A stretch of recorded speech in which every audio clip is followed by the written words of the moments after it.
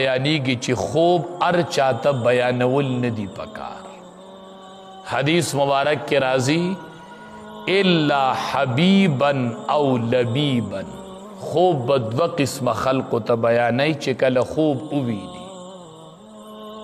الا حبیبا او لبیبا، خوب بیا هغې کس ته بیانوي چې هغه ستا دوست وي، ستا خیرخوا وي، او بل دا چې هغه هوښیار وي،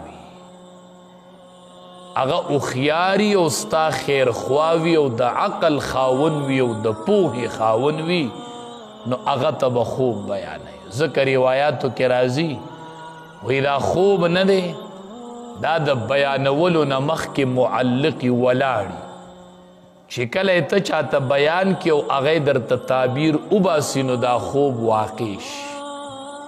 هسې نه که هغه درله غلط تعبیر وباسي او دا خوب په غلط طرف ورشي نو خوب به لبیب او حبیب ته بیانوي، خیرخوا ته د پوهې خاوند ته به یې بیانوي چې هغه درله صحیح تعبیر وباسي نو دا خوب به په هغې تعبیر باندې واقع شي.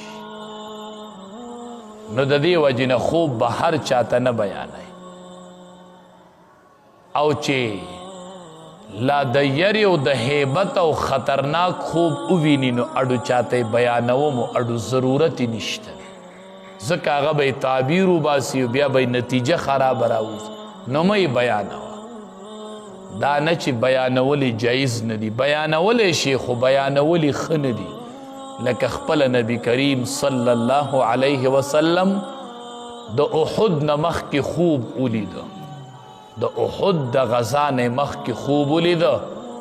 وی زما توره چې ده ذوالفقار، دا د امام الانبیا د تورې نوم وی دا ماته شوې ده، او اوښان او غواګانې ذبحه شوي دي، علالي شوي دي.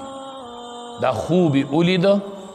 صحابه کرامو ته دا بیان هم کوي داسې خوب مې لیدی دی، او د هغې خوب تعبیر دا و چې امام الانبیا وي اوښان او غواګانې علالي شوي. دا د حمزه رضی الله تعالی عنه شهادت و.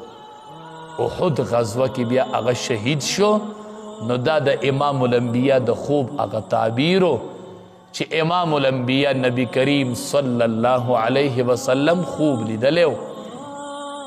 نو چې خراب خوب وویني ته نو دا چاته مه بیانوه. او احادیث مبارکو کې دا هم راځي وي چې کله شیطانی خوب ووینئ د شپې راویښ شي او شیطانی خوب دی ولیده نو درې پیرې د چپ طرف ته توکاڼي توکه، درې پیرې چپ طرف ته توکاڼي توکه.